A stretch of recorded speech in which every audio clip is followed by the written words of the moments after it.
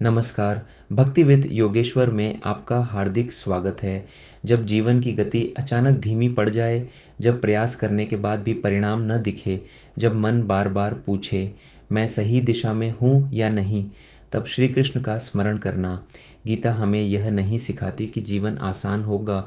गीता यह सिखाती है कि तू हर परिस्थिति में अडिग कैसे रहे। ये कथा किसी युद्ध की नहीं, ये कथा मनुष्य के भीतर चल रहे संघर्ष की है। श्री कृष्ण कहते हैं, मनुष्य का अधिकार केवल कर्म पर है, फल पर नहीं। कर्म करते समय जो परिणाम की चिंता करता है वह अपने वर्तमान को खो देता है, और जो पूरे मन से कर्म करता है वह भविष्य को संवर देता है। हर दिन, हर प्रयास, हर ईमानदार कदम तेरे जीवन की नींव रख रहा है, भले ही तुझे आज उसका परिणाम न दिखे। याद रख, बीज आज बोया जाता है, फल समय पर ही मिलता है।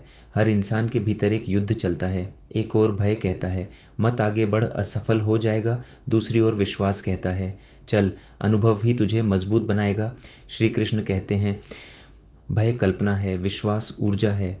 जब तू विश्वास से कदम बढ़ाता है तो रास्ते अपने आप बनते चले जाते हैं, पर जब तू भय से रुक जाता है तो अवसर भी तुझसे दूर हो जाते हैं।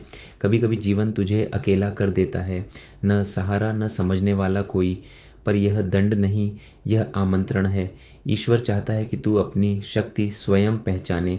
श्री कृष्ण कहते हैं, जो स्वयं के साथ खड़ा हो जाता है उसे संसार गिरा नहीं सकता। अकेलापन कमजोरी नहीं, यह आत्मबल की तैयारी है। हर व्यक्ति के भीतर एक कुरुक्षेत्र है, जहाँ इच्छाएं खड़ी हैं कर्तव्य के सामने, जहाँ मोह खड़ा है विवेक के सामने।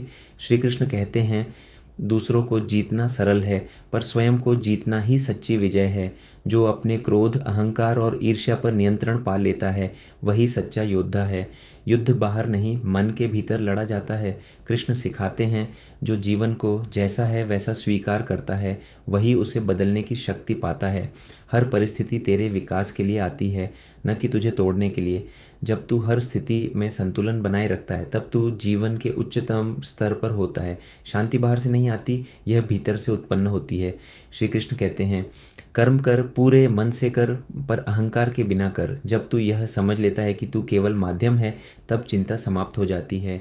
जीवन कोई बोझ नहीं, यह एक साधना है। हर सांस एक अवसर है, हर दिन एक नई गीता।